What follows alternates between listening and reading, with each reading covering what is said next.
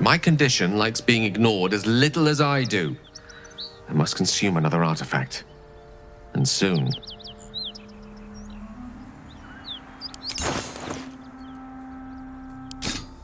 Thank you.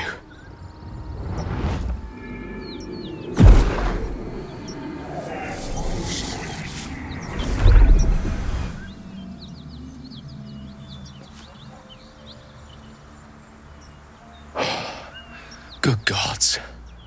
I don't know what to make of this. 3 artifacts is a positive glut of magic. Yet my hunger only grows. Listen, I need to speak to you, to all of you. It would be unconscionable of me to remain silent. I might just be about to remedy that. You have to know who I was. You have to know who I really am. What I am is a walking shadow of the promise I once held.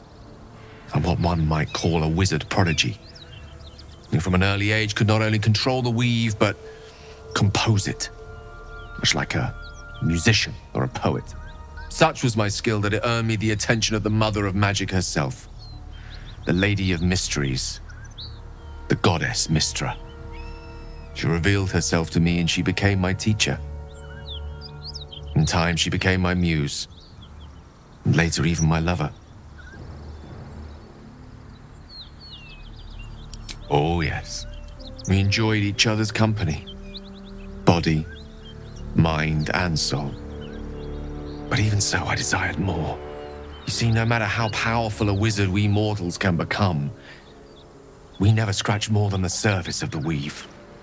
Mystra keeps us in check. There are boundaries she doesn't let us cross, yet every time I was with her, I stood on the precipice, gazing into the wonders that lay beyond. I sought to cross her boundaries.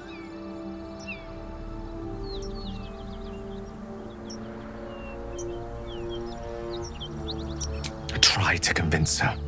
I pouted, I pleaded, swore my ambition was only to serve her better. She only smiled and told me to be contented. Inconceivable as it seems to me now, I shared a bed with a goddess, and yet I wasn't satisfied. So I sought to prove myself worthy to her instead. We come now to the crux of my folly. Shall I share the story behind it, or would you rather head straight to its sordid finale? Very well. Here goes. Once upon a very long time ago, a mighty lord lived in a tower. A flying tower, to be precise. I'll save his history for another time, but the gist of it is that he sought to usurp the goddess of magic so that he could become a god himself. He almost managed, but not quite. His entire empire, Netheril, came crashing down around him as he turned to stone. The magic that was unleashed that day was phenomenal. Roiling like the prime chaos that outdates creation. Even the weave itself could not withstand the onslaught. It fractured, then shattered, and all magic was lost to the mortal realms, until the day Mystra returned. She restored the weave, reuniting all its scattered shards. Or so I thought. Until, in the course of my studies, I learned of a book. Netherese tome in which a piece of the fractured weave had been sealed beyond her reach. What if, I thought, what if, after all this time, I could return this lost part of herself to the goddess? The answer was to try. The outcome was to fail. I was certain that this deed of raw power, draped in romance, would convince Mystra to take me by the hand and welcome me into her hitherto forbidden domains. I was mistaken. I obtained the fabled book and took it into my study. As for what happened next... Here. Place your hand over my heart. Let me show you.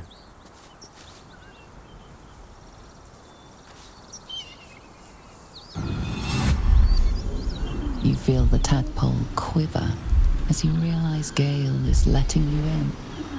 into the dark. You see through Gale's eyes, staring down the corridors of a dread memory. A book, bound, then suddenly opened. Inside there are no pages, only a swirling mass of blackest weave that pounces. Its teeth, its claws, it's unstoppable as it digs through and becomes part of you. And gods, is it ever hungry.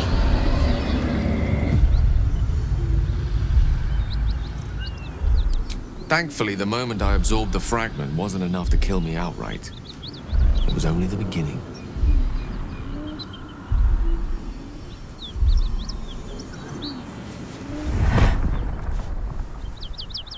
This Netherese blight, this orb, for lack of a better word, is balled up inside my chest. And it needs to be fed. As long as I absorb traces of the weave from potent enough sources, it remains quiet. Were it ever to fully destabilize, however.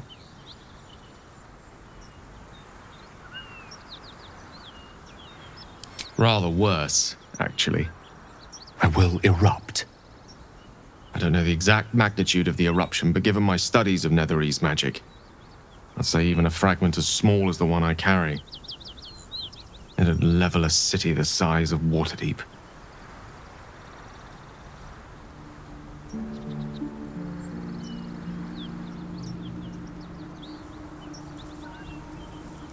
We might chance upon a king's collection of magical artifacts around the corner. We might cross paths with a miracle round the bend. Then again, we might not. All of this, it must feel like a betrayal. Say the word, and we'll part ways.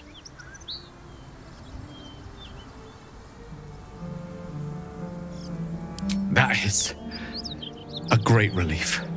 Oh, a great relief indeed. You truly are a soul that steals my own.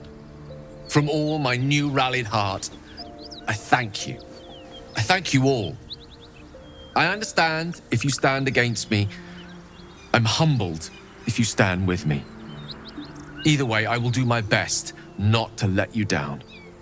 I stand at a precipice, but if you do not give up hope, neither shall I. I'll fight. I'll resist as long as I can. Now, even I am tired of the sound of my own voice. Let us venture forth.